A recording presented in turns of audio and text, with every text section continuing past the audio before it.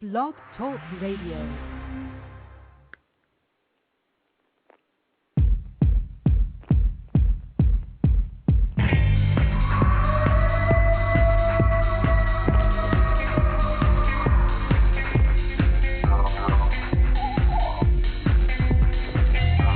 Welcome to Sasquatch Watch Radio with your hosts, Billy Willard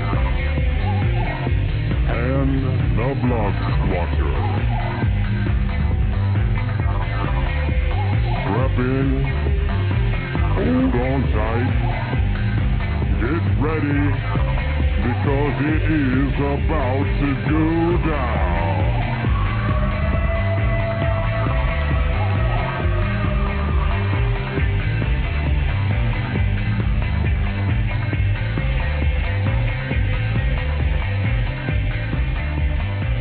Alrighty, folks, here we are. Here's another day of Sasquatch Watch Radio. Today is Monday, September the 8th, 2008.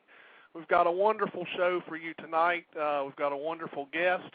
And just so that everyone knows at the onset, the call-in phone number, if you want to call in and ask our guest a question, the area code is 347-237-5070. We're going to ask that everybody holds back their calls until about 30 minutes into the show to give Kathy, our guest tonight, some time to really discuss some of the things we're going to talk about tonight. But before we get into that, I'd like to introduce my co-host tonight, DB. How you doing, buddy? I'm doing great, Billy. How's it going for you? Oh, I'm going okay. I'm here, so that's always good. Yeah, we're all here. So the show will go on. Yeah. Let's let everybody know about the email address they can email to you if they have a question, but they don't want to put it on the chat and they don't want to call in. It's SasquatchWatchRadio@yahoo.com. Yep. And also got a couple of news items tonight. All right, let's hear them. All right. Well, probably most people have heard about both of these, but I think they're worth just saying a few things about the fossilized footprint in Tennessee. It's a fellow by the name of Harold Jackson in Tennessee claims that he's found a fossilized footprint of a Bigfoot. I heard about that. Yeah. This is in an article in the Herald Citizen out of Cookeville, Tennessee.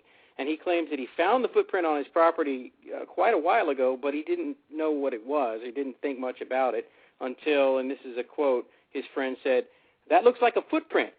And Jackson goes on, "I had seen it before, but I didn't think anything about it. But then when my friend said, I got to looking at it, and sure enough, that's got to be a footprint."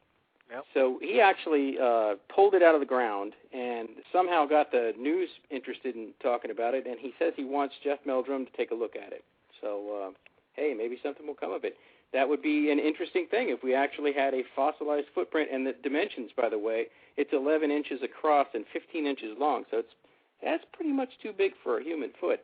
That's pretty. I saw an image of it. I believe it came across Yahoo News, and I saw an image of it, and it looked really wide up by the the palm part or right below the toes part of the foot. Right. So, yeah, it was pretty wide. Yeah. Well, we'll keep track of that, and we'll certainly let the listeners know if we hear anything more about it. All right. Now, a second story that I thought was pretty interesting was the Bigfoot spotted in New Brunswick. This was a story in the Victoria Star. A couple by the name of Dale and Valerie Tompkins spotted a Sasquatch with black hair on a road in York County while coming home from a visit to a nearby lake.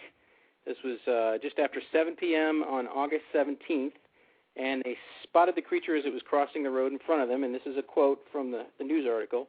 "We were a half to 3/4 of a mile from the Skiff Lake sign in the densely wooded area when we came around a turn and saw a huge figure on the edge of the road. It looked down towards us, then it walked across the road ahead of us just about 250 meters away. Tompkins said at first he and Valerie thought it was a bear standing on its hind legs, but as they came closer, they realized they were seeing more than just a bear. And then after their sighting, they noticed there'd been a car behind them, so they got out to ask the people in that car, hey, did you just see what we saw? And that couple said yes, and they actually exchanged phone numbers. So when the Tompkins got a hold of the press got a hold of the second family, and they confirmed that they also had seen it. So this is a pretty interesting sighting because you've got two separate people in two separate vehicles seeing the same thing. Wow. Or it's actually a total of four people, but two separate couples in two vehicles seeing the same thing. So it's not one of those things where it's a hallucination or even a mass hallucination, because you can't have a mass hallucination in two different cars. Everybody would have to be, talking to each other to get a mass hallucination going. So there you go. There you go. Well, I'm glad you. That's some good stories you found there. Very interesting. The one with the fossilized print I really enjoyed because they actually had a media article video that I watched of it, and we watched it at work, and it was actually pretty interesting looking. So. Mm-hmm. All right, well, folks, we're going to get right into it. We have, as we said earlier, we have a wonderful guest tonight. We have Kathy Strain, who, of course, is an archaeologist and also the director of the Alliance of Independent Bigfoot Researchers, also known as the AIBR, and she's now an author of an important new book. And Kathy, welcome to the show. Oh, thank you for having me. It's great to have you on. I'm so happy that you accepted our invitation. And I tell you, we've really been looking over your book, and just so that everyone knows, I have went ahead and added a link to the site where the book can be purchased. I guess it's not available until the fall, correct? Well, there were a bunch of them that came in early that I did a book signing a couple of weeks ago at the Bigfoot Discovery Days, and the rest of the books are slowly coming by boat from China, and we'll get here. I know they should be here like any time. Okay. Well, what I did was I put a link. If everyone goes to the main profile page of Sasquatch Watch Radio, right on the front page profile, down the right side, you'll see a section called Links, and I put a link in there called Kathy Strain's new book. If you click on that, it'll open up the website over at Hancock. What's it called? Hancock House. House Publishing. Yeah. So if you go over there, you can open it up and take a look. It's got some wonderful information. And well, Kathy, I guess we'll go ahead and let you tell us a little bit about this book and kind of give everybody a teaser. Oh, okay. Well, it's called Giants, Cannibals, and Monsters, Bigfoot in Native Culture. And what it is a collection of Native American stories that are from about the late 1800s, early 1900s that describe something that is Bigfoot-like. So it's a Bigfoot-like creature. I mean, I can't swear that they're Bigfoot, of course, because they don't use that term, but what the characteristics, giant, hairy, throws rocks, those kinds of equivalents are in these stories. And so they're organized by what we, as in anthropology, calls cultural areas. So like California is a cultural area because everybody in California are pretty much similar to each other in how they deal with marriage and child rearing, what they eat, that kind of thing. And then you have the Pacific Northwest, of course, that includes British Columbia. And I even went into the Arctic and subarctic, so, Canada. And it's pretty much every zone has tribes in it. Of course, some have more than others because most of my research over the years has always kind of involved the West Coast. But, it's, Virginia is in there. You have, Florida, Seminoles, a lot throughout the Southeast and the Southwest, the Plains. All those areas have tribes in them.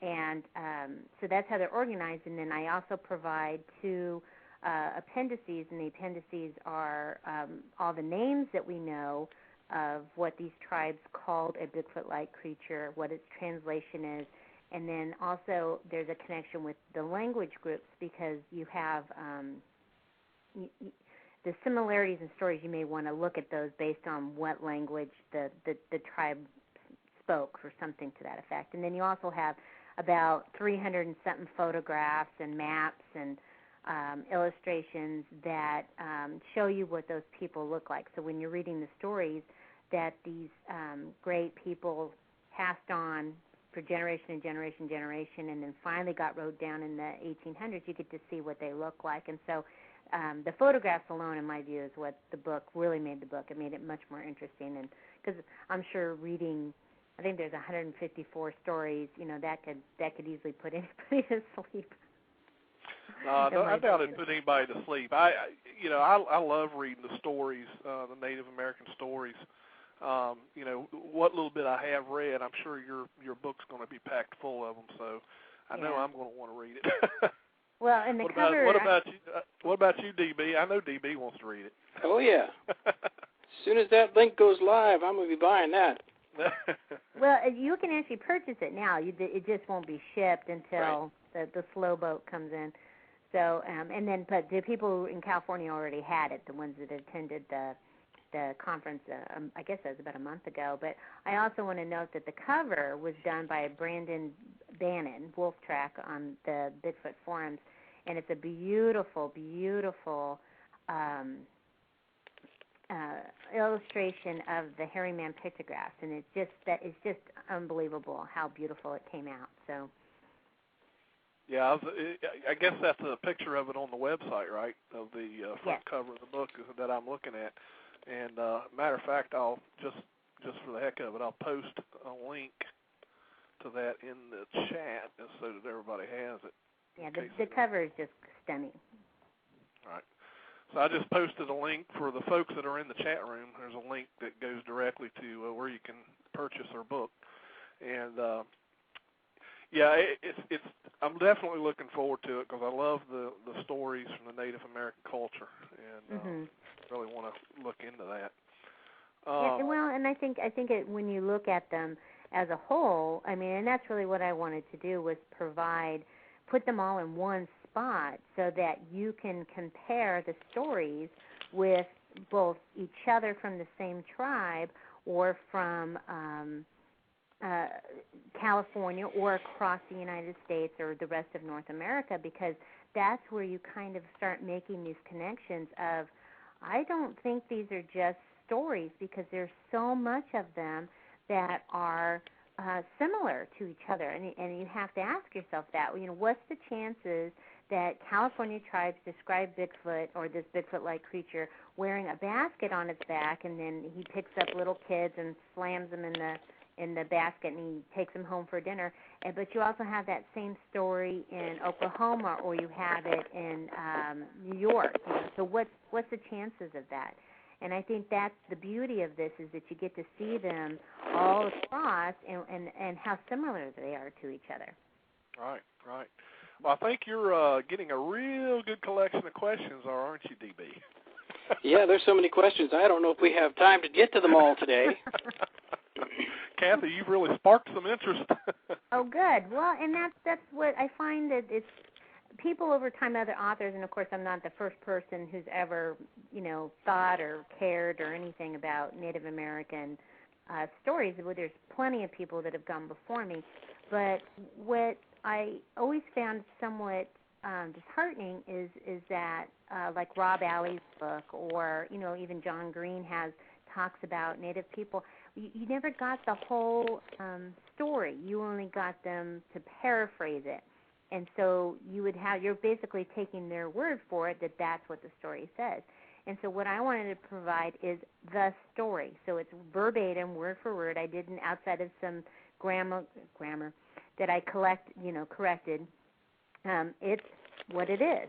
And so you can judge for yourself if it's worthy, if it's Bigfoot related, or just a nice story. It's not. You're not taking my word for it, and I'm not paraphrasing it for you or interpreting it for you. You get to do that all by yourself. Right. Well, I'll give DB a chance before he runs out of room there. Oh, you want some of these questions, do you? Go right ahead. Kite Squatch wanted to know about the Lake Tahoe elk calls that aren't elk calls. Oh, well, that is related to, in May, I guess, the show Monster Quest came out in April, actually, and filmed an episode for Monster Quest that dealt with Native American people and their association with Bigfoot. So what were their beliefs about Bigfoot? And I assisted with that, and plus I was interviewed for the show. And for just a part of what they do, they always add in different aspects because Native Americans had talked about, what sounds Bigfoot makes. And so they had asked for some audio recordings, and then they wanted to have them analyzed. And so the one that I gave them was the famous, quote-unquote, Tahoe Scream. And so they sent it to Texas A&M and had it analyzed, and Texas A&M in the show said that they felt it closely matched an elk. But the problem is we don't have elk in the Sierra Nevadas, let alone around Lake Tahoe. So if it was an elk, it would, of course, have to be a random elk that somehow wandered in there, and we just happened to catch it multiple times over the years, So there was Brian Brown he's a good friend of ours. He's in the AIBR. He's a board of director and also the forum owner of Bigfoot Forums. He contacted the Rocky Elk Foundation, and I had contacted some scientists on this side, and actually they still have not gotten back to me. But I went ahead and also sent it to the Rocky Elk Foundation, and they said this is not an elk at all. We know elk. This is not an elk. They sent it to the University of Wyoming. University said, no, that's not an elk either, and we don't think it's an avian of any way, an avian of any type. So they asked that I send it to Cornell University, and Cornell came back and they said that I just got this back, that they felt it might be a gray fox recording. And so I'm working on trying to get, what is the habitat and the elevational range of gray foxes. But it's definitely not an elk, so. I didn't think so. Not an elk. And it's really interesting because whenever you use it, I mean, I've heard that call, and I'm not buying the gray fox bed either because I've had that screamed at me, and whatever it was a distance, and yet my entire chest shook. And we've had that happen with, had call blasted that call and then heard this horrible noise, and the next morning we found a tree wrapped around another tree, because it was so upset.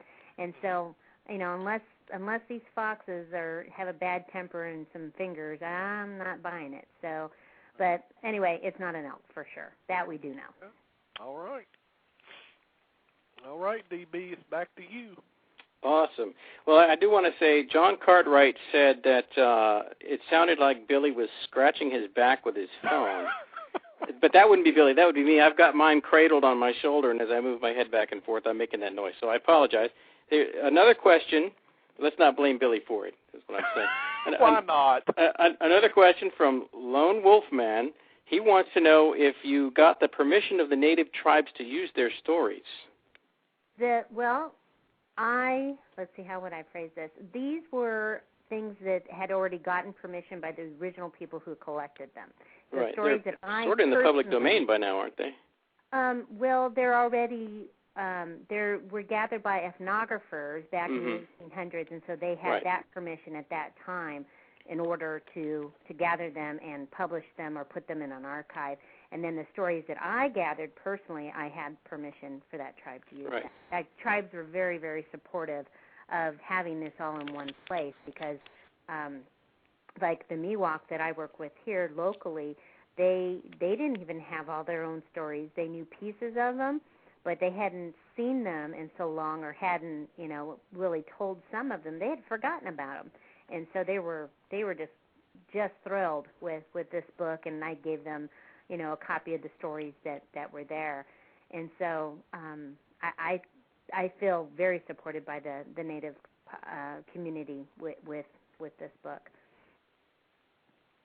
Cool. All right. What else you got there, DB? Well, SquatchBiatch13 wants to know about a specific pair. I think maybe these are two different tribes that are related. and I'll have to spell it because I wouldn't really know how to say it. Lenai. And the other one looks like Lenape. The Lenai and Lenape tribes. Yeah, I don't have stories from them, and just so you know that there will probably be a second book because, at some point they just kind of cut you off, and I already have, a good 50 or 60 more stories since that time, but I do not have them in the book. I think they're from Canada. I could be wrong. But I don't recognize the names as being in the book, so that would be... and then if anybody has some suggestions of where to look, sometimes you have to familiarize yourself with the archives, libraries, the places where these things are held, and it's easier, of course, for me to be in locations like when I went to Idaho a few years ago and talked at the Idaho University. We had a conference there. Then that kind of gave me a lot of access to different things there, and so. That's just the way it is. So if people have suggestions, then please feel free to email me or resources that you think where I can look, because I'll gladly appreciate it and include it for the next one, because I think they're more valuable together than being apart. Right. Very cool. Well, it's about that time, Billy. All right. Well, we're going to go to a quick break, folks, and we'll be right back. Give everybody a break here, and be right back with the show. You are listening to Sasquatch Watch Radio. Stay tuned.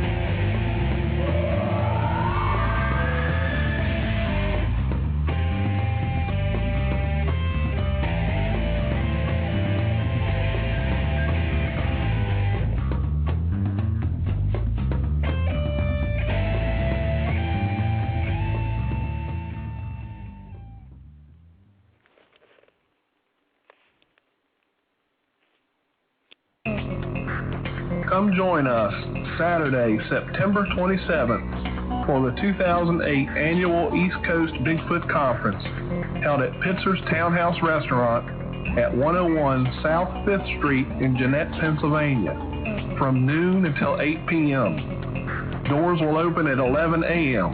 General admission is $10. Speakers will include Diane Stocking of Florida, myself, Billy Willard of Virginia, Tom Lancaster of Virginia, Bob Chance of Maryland, William Dranginis of Virginia, and Eric Altman of Pennsylvania.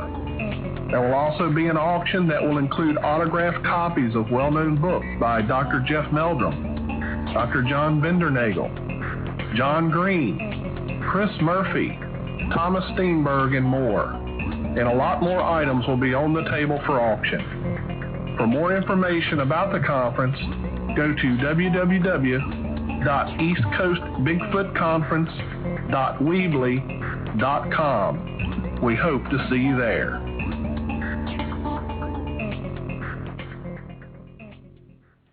All right, folks, we're back. That was a quick break. And DB, I guess, did we have some more questions coming from the chat room? I'm gonna open the lines up here in about another 6 minutes. If everybody can just be patient, we're going to open it up at the half hour or so. Yeah, we do have a couple more questions. One is kind of general, and it's one that I'd be interested in too. What do you think is the neatest, coolest, or most profound story that you have in your book? And this is from Shaboom too. Well, there's many that I like. I like the Yokut story about Hairy Man helping create humans, because Coyote, who's ever the trickster, wanted us to walk on all fours. And Hairy Man said, I don't think so. And so he challenged him to a race, and Coyote always cheats anyway, so he was going to take a shortcut, but Hairy Man figured it out, went back to the cave, and then he helped make man, and we get to walk on two legs. And so I particularly like that one. But I also like Dewonka stories that come from the Pacific Northwest.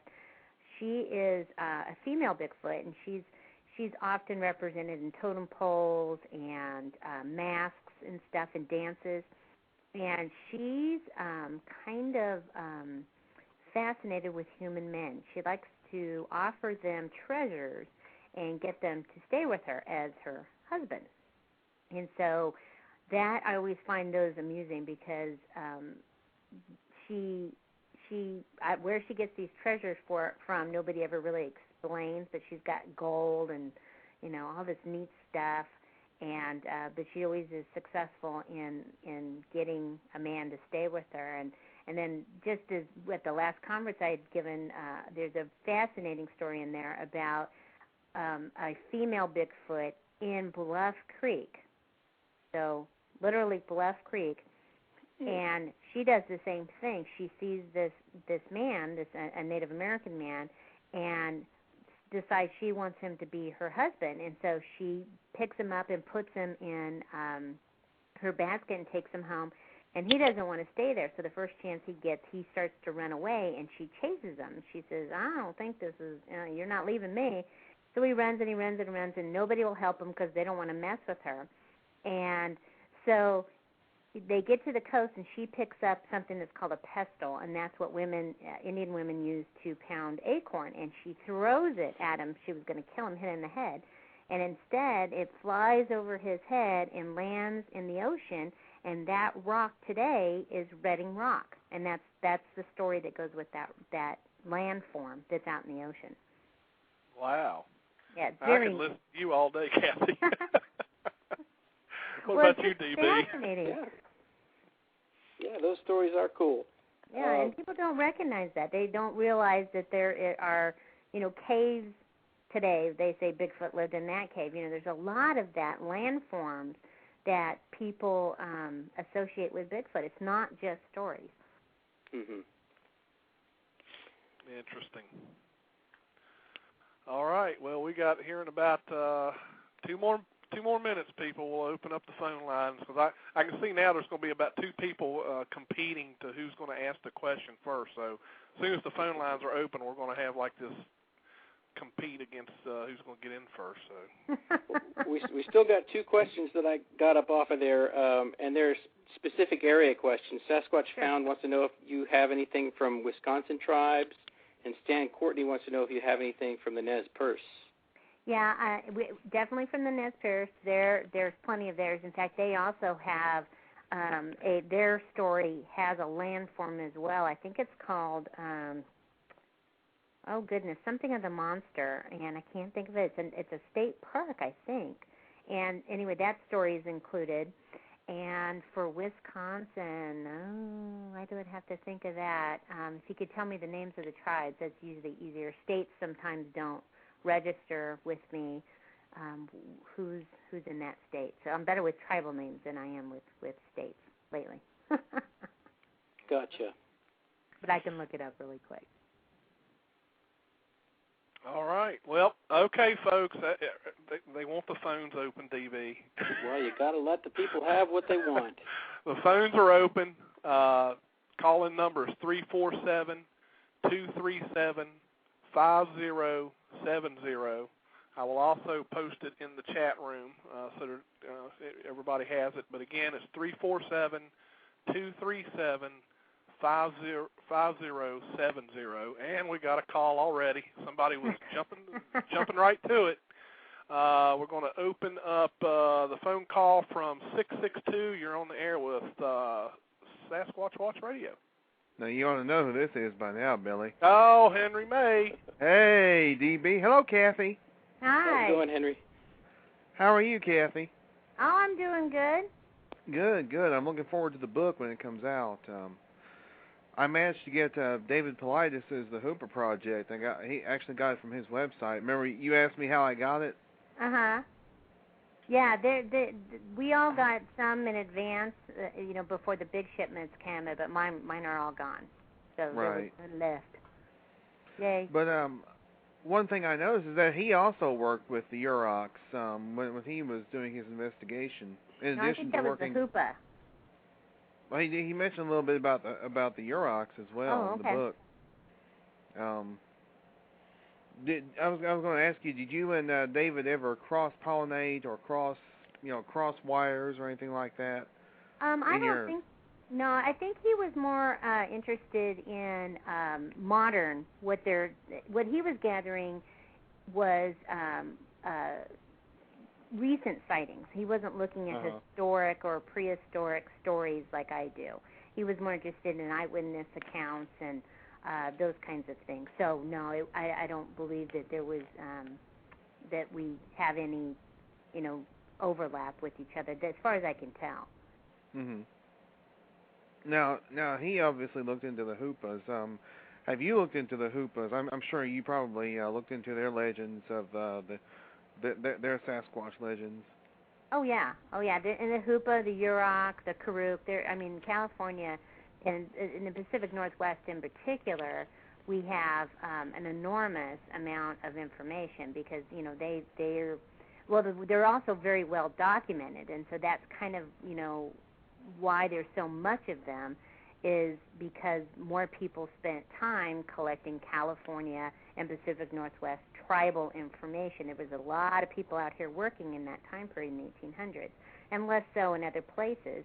And plus, a lot of the tribes, what you have is related to how devastated those tribes were. So, once the contact happened on the eastern coast, unless some stuff was collected, those tribes unfortunately started being moved around. They started breaking apart, being devastated by disease, and so there's a lot of information that was lost. And so by the time you get to the West Coast, people, not all, and of course there was a lot of tragedies, of course, that happened out here and some very, very bad behavior, but in general, more tribes were intact by the time that researchers, ethnographers, anthropologists got out here, and so that's why there's so much more information.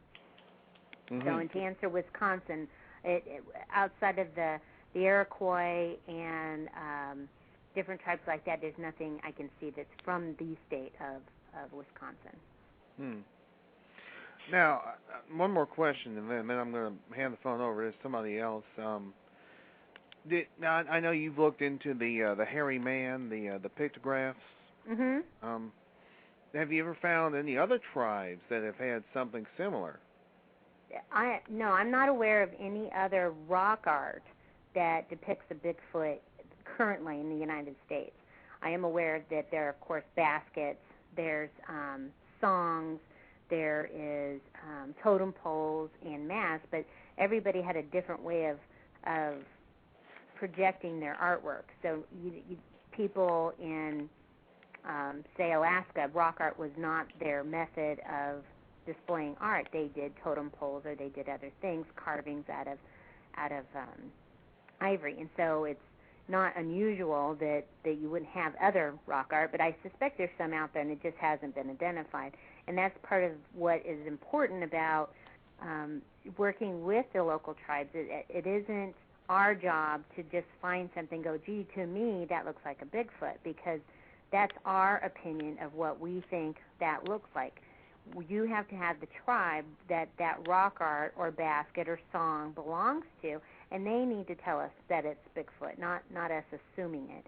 And so, and I know that there's one up in Idaho that I never did get a chance to go see, and I think there may be one in Wyoming too, that I've heard has, that the tribes are saying, yeah, that's what that represents. And so one of them is very sacred, and so it's not been photographed and likely wouldn't be made public because it's very important to them. The other one, I unfortunately just did not get a chance to see, but I hopefully one of these days be able to go on a road trip and document that piece of art. So but that's actually, just what I've heard. I do have one last question. It's referring to there was a group of small carvings which were just under human size of an ape-like face, and they were found along the Columbia River. Mm-hmm. And they were many thousands of years old. They were featured in Grover Krantz's book. Yep. Are you familiar with those? And what how would a Native American tribe thousands of years ago have known, what the face of an ape looks like, if America has no apes? Well, and they wouldn't. That's the key. And I have seen those pieces, and they're gorgeous pieces, and they're actually a lot bigger than people think they are.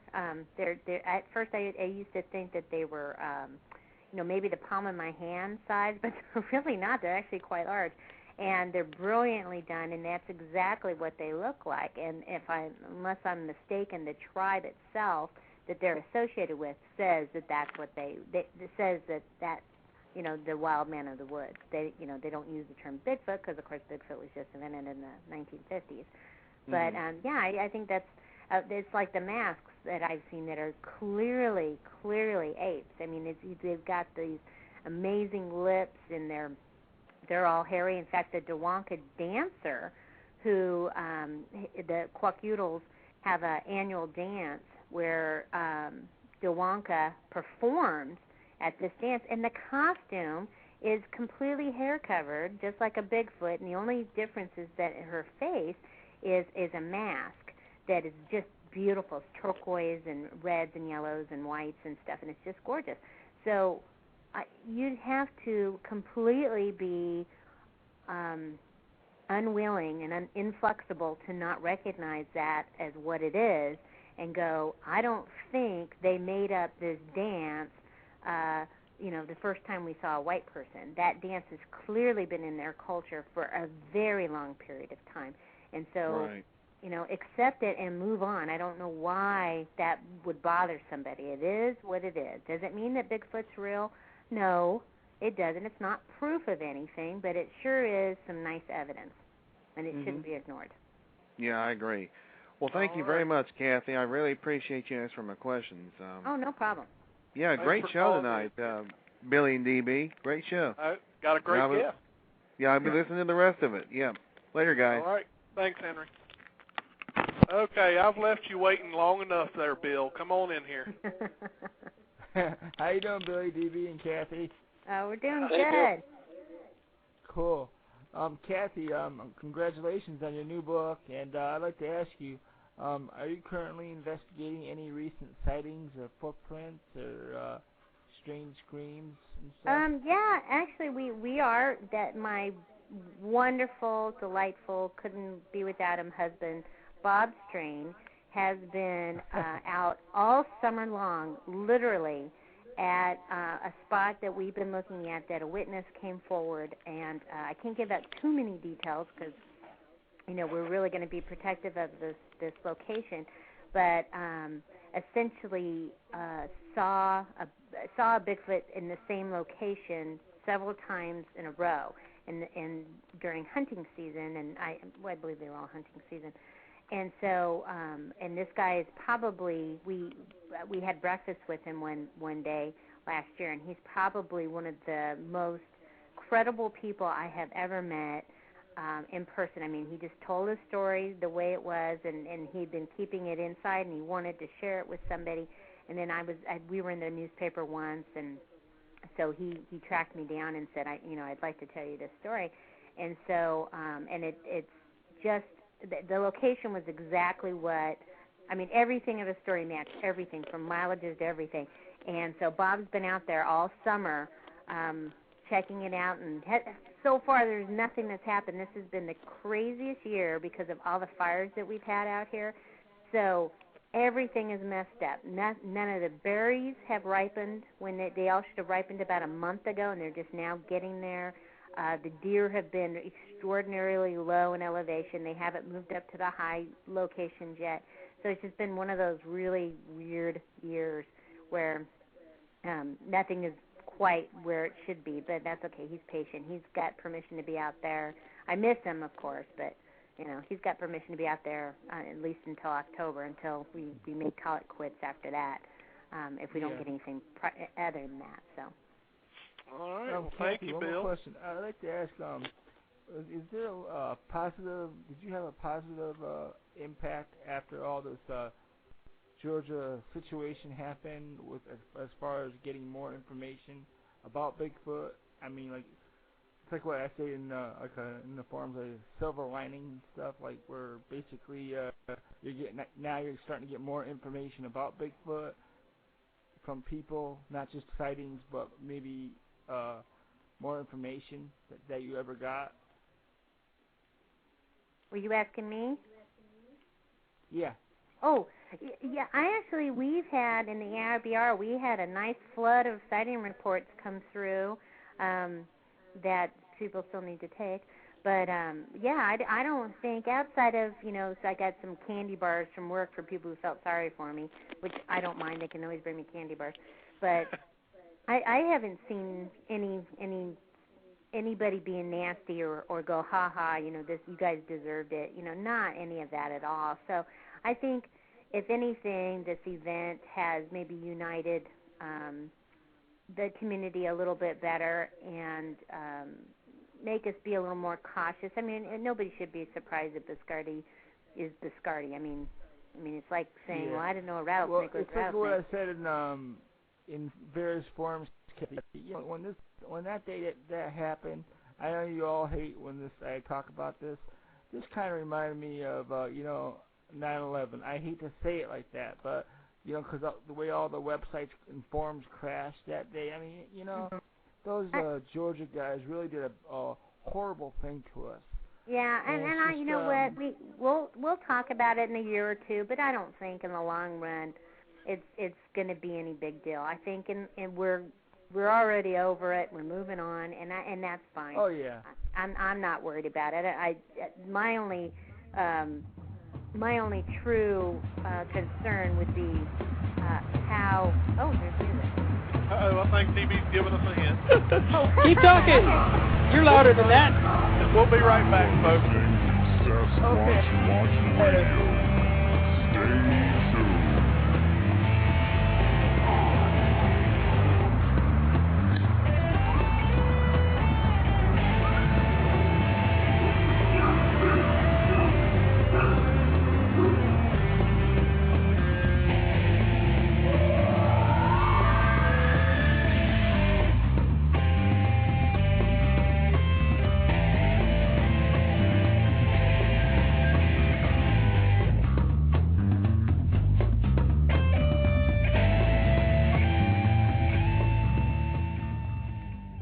When you thought you'd seen it all, here comes Scarefest 2008, crawling with real ghost hunters, cryptozoologists, paranormal experts, even exorcists. We've also invited stars from the House of 1,000 Corpses, the Devil's Reject, and we're hosting our very own Friday the 13th reunion. Make plans now to meet your favorite stars at the Scarefest, the biggest horror and paranormal convention in the Southeast, September 12th to 14th at Lexington, Kentucky's Lexington Convention Center. We're waiting for you right now at thescarefest.com. Just don't come alone. Okay, folks, we're back. Sorry about that, Bill. That was actually an accident. We didn't mean to do that. But we'll go ahead, and since we've got him on the line, I believe we've got Shane on the line. Shane, you're on the air. Hey, folks, how's it going tonight? Good. Hey. I just had a couple real quick questions, and then I'll jump off here. Kathy, the couple of tribes I was referring to in Wisconsin was the Ojibwa tribe, Flambeau, and the Chippewa tribes. And the other question I had, too, was have you learned anything about the mounds? And I don't know. That's the only thing I can really ask because I'm not real familiar with them. But if you've learned anything about mounds concerning the different Native American tribes? Oh, well, I know, I'm not going to pronounce it, the Ojibwa. The Ojibwa? Right? There you go. Yes, they are in the book. The Chippewa, I couldn't find anything on them, which I thought was pretty interesting, but anyway. And I'm part Choctaw myself, so of course there's some Choctaw, stuff in there. But as far as the mounds being related to anything like Bigfoot, no, I don't believe that there's any connection that I'm aware of right now. But yeah, they're very interesting. I've never been to any of them, which I don't know how that's happened over the years, considering how much I've traveled. But they're fascinating, and we still don't know what they're for. Outside of being a form of artwork and that kind of thing. and people are still guessing at it. I think some of them do have artifacts and obviously are large villages that, rival cities, that kind of level. And then others like I know that there's this serpent one that I think is near St. Louis, I think. We just think that's an art form, a way of building art in large scale. It's kind of like we have a couple of things that are called intaglios, which are gigantic, bigger than houses, rock-lined drawings. And so they're essentially rocks that form a drawing that you can really only see from very high up, And so it's just different ways of expressing the same artistic concepts that many tribes have. Interesting. Have you, one other quick question before I get off here, have you run in any, roadblocks, if you will, as far as certain tribes in certain areas, or have they been pretty open to you? It takes a very, very, very long time, and you really need to know what you're doing, and you can't. It's like walking up to somebody and saying, "So, do you believe in Christ?" A lot of people don't want to just spill that out of themselves without knowing who you are, and what are you going to do with that information? And so, you just have to have a lot of openness and a lot of patience, and I'm very sure with the tribes that I've worked with for years and years and years, there's even information I'm just now finding out, and I've worked with some of these tribes for 10 years, and they'll go, well, now we can tell you this story, and a lot of it also has to do with gender. Men can't tell me certain things, but women can, and so there's a lot of stuff you have to learn. But no, I think most of the time, so far as I've had with my experiences, tribal people seem to love the fact that I'm interested and that I want to hear it and that I'm open about it. And now recent sightings, they've always been very open with dads coming to me and telling me, now not necessarily that they want to share those, but some of the deeper tribal knowledge about what a Bigfoot means to the tribe, or what tribal beliefs there is. That stuff sometimes is difficult to get to, but so far it's been a pleasure. I just accept whatever I get, and I'm pleased and feel blessed that I got it. So. Oh, we do appreciate that, and we appreciate the opportunity to share the information that you've worked so hard bringing forward and offering everyone to have a chance to see it. And I have a lot of respect for you. It's you've done a lot of work, and I hope you keep it up. And you got my curiosity now, because I really want to see what you got in there about the Ojibwa, because I've tried contacting them many times, and they, to me, just the impression I got, they seem like they really they try and keep everything to themselves, and they really guarding it, if you will.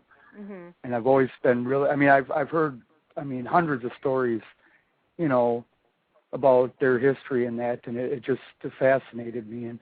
But like I said, I've had a very difficult time getting to talk to anybody. Yeah, and don't take that personal. It doesn't have anything to do with them thinking something about you. It's got to be with, in the past, think of how many things they've shared with modern society, and then people go off and they've used it for their own benefit, such as videotaping dancers and that kind of stuff, and so it's not personal. It's just some things are very important to them and sacred, and they just would prefer, and they don't want to be made fun of too. They have to get to know you and know that you're not going to be using that information to make fun of them or think it's a joke or something like that. So that's the kind of thing they would be concerned about. And the best thing I could do is to try to befriend somebody who's from that tribe so that they get to know you. And then that might work very well. Well, I do appreciate that. And I thank you for your time answering my questions. And it's great to hear you on tonight. And Billy, great job on the show. And I'm going to get off here, and you guys have a great rest of the show, okay? Thanks for calling in, Shane. Yep, thank you. All right, DB. I'm going to get into a subject here. I believe, DB, I think you had recently interviewed Nick Redfern. That's right. And I believe you had, or told me that you had something that you wanted to ask, I guess, Kathy. I wanted to sort of kind of cross-check some of the things that Nick was telling me. Nick Redfern is a writer of weird things. I guess you would call him a Fortean writer. He does write about Bigfoot a little bit, but it's British Bigfoot, and he believes they're probably paranormal. So a lot of our listeners won't be very familiar with him. But one thing that he said that I thought was interesting was that in Britain, almost every Bigfoot encounter happens near a place that was very important to ancient man. Mm-hmm. And I wanted to know if Kathy had any of that going on in her research also. Do you get sightings from a certain location, and you find out, well, you know what, that just happens to be a place that was very important to ancient man? Well, of course, ancient man wouldn't be necessarily a term I would use. I mean, you're talking about Native Americans who have been in North America for about 15,000 years. And so when they've been on the land, they generally, and it's fairly rare that they don't, they leave something behind that's evidence that they were there. So an archaeological site is what we call those, and that's actually what I do for a living. I manage archaeological sites for the U.S. Forest Service on our piece of land. And so it's an interesting concept in the sense of that being true, but you also have to look at being realistic that, first of all, Native Americans were on the land for 15,000 years, and so, find a spot they haven't been and left some evidence. There's not that many places. And number two, Native Americans always had their sites usually by water, where the food was really good and where deer hang out, because that's their primary food resource. And that's, in the Pacific Northwest and other places, that's where you're going to be finding those sites that you have, is where are the food, where's the animals that you're hunting, and water, and that you got good shelter and that kind of thing. So it makes sense to me that a Bigfoot would also want to hang out in those exact same areas, because unless something catastrophic has happened, like building a city or a home or something like that interferes with what was there prior to that time, then, of course a Bigfoot's going to be there. He wants to drink some water, and he wants to hang out where the berries are, and he wants to hang out, if he kills deer, where those are at, too. So that, to me, is kind of logical. And it's the same place where us today, we humans go, because we like the same stuff. We like being near water. So we inadvertently always put campgrounds or whatever outdoor recreational activity that you're doing is also generally going to coincide with that same criteria, because we're human and all humans are the same. Primates are probably all the same. And so now, if we had repeated sightings in locations that I know are sacred to Native Americans. That's really, I think what he's talking about is sacred locations where there's some religious importance to it. Okay, well, most Native Americans consider the land to be sacred in general. Right, but so it still covers the whole thing. Yeah, well, in particular, I can give you several examples. We have 3 very, very, very significant archaeological sacred locations on my national forest that I manage. Mm-hmm. None of those have ever had a Bigfoot sighting in them. Ah. So that's the opposite. And they're very, very religious places and very, very special. And so that's how the Miwok do that. Now, up in Hoopa, Yurok, and Karuk locations, sacred areas are different, are thought of differently in the sense of how that tribe thinks of where those specific locations are. And I'm sure there's some overlap with those because they're more widespread. But like Mount Shasta is considered to be sacred. You have the San Francisco Peaks in the Southwest. You have a lot of mountains. The entire mountain is considered where the Great Spirit or grandfather lives. And Shasta has a history of having Bigfoot sightings on it. I don't know if the San Franciscos do. Modern times have much, but there's probably overlap indeed, but is it ascribing some sort of significance to that other than it just always happens to be water, blah, blah, blah. But, I mean, that would infer to me that he would be suggesting that Bigfoot is human-like and therefore has the same values as the Native American tribes, that, you know, they can recognize sacred for sacred as well, and some sort of interaction. And I don't know, to me, Bigfoot is definitely a primate. I don't believe that, you know, religion is part of those things that you develop with culture. And since there's no evidence that Bigfoot even makes fire, it would be not logical for them to have an advanced cultural aspect to them without even having the basics. So when he can start making shoes and fire, then I'm willing to discuss that he's got some ideas of where he came from and how God plays a role in that.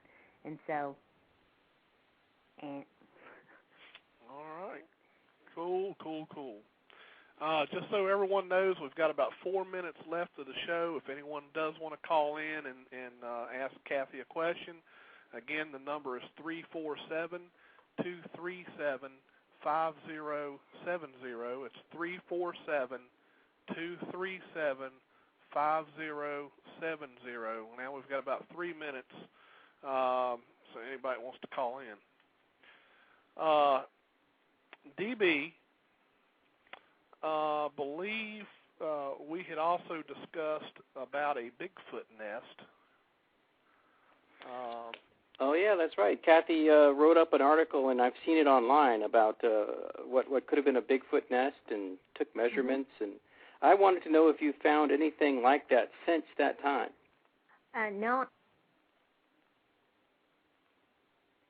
Oh, did we lose? Sorry, no, I'm here.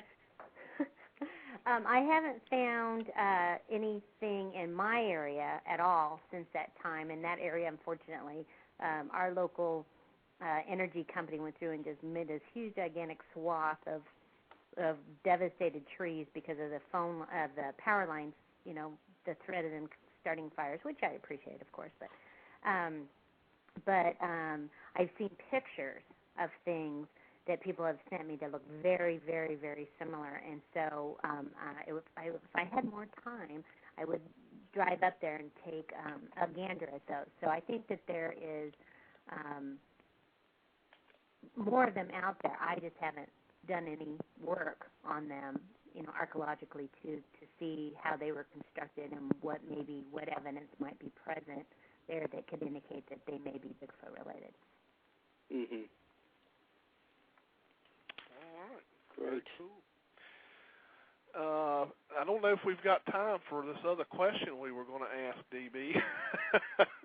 It could take probably more than the 2 minutes that we have remaining. Well, you know what we should do? We should make sure to let everybody know where they can get Kathy's book. Yep. Well, everybody can. Well, I tell you what, it's kind of hard to read it out, but for those who may have a pen, I can go ahead and read it out and spell it out for you. Well, if they just Google Hancock House, and that the website for the publications will come up, and then you can hit new and upcoming, and then you'll see all the books that are up and coming. And there's a bunch of other Bigfoot books that Hancock publishes, and you'll find me there. And okay, so, they can probably even type in your name, probably pull it up into a search, probably. Yeah, probably. Yeah. So I haven't done that yet. And then for those that are listening in, you can always go to the profile page for Sasquatch Watch Radio on Blog Talk, and it's along the right side down on the links, and it says Kathy's new book. If you click on that link, it'll go directly to the website where you can purchase the book. Yeah. And if you're interested in buying it, just go ahead. It'll be shipped eventually. I'm a little frustrated with that. I mean, it's just they've had a lot with the hurricanes and all that. So. All right, folks. Well, we're out of time. Kathy, thanks so much for coming on the show. Oh, thank you for having me. And we'll talk to y'all next time. Let's not have that. Yeah, that was a little louder than I expected. What the heck was that? A little technical glitch there. That's supposed to come in really soft and be in the background so that you can easily talk over it. Obviously, that didn't happen, so we'll be fixing that for next week. Yeah, we'll have to quiet that thing down. Okay, we got 20 seconds, folks. Thank you, everybody, for tuning in. Kathy, thank you for coming on the show. Hopefully we can get you back in here because I'm sure there's many other questions you want that. Oh, no, anytime. All right. Thanks a lot, folks. And you've been listening to Sasquatch Watch Radio. We'll see you next Monday at 9 o'clock.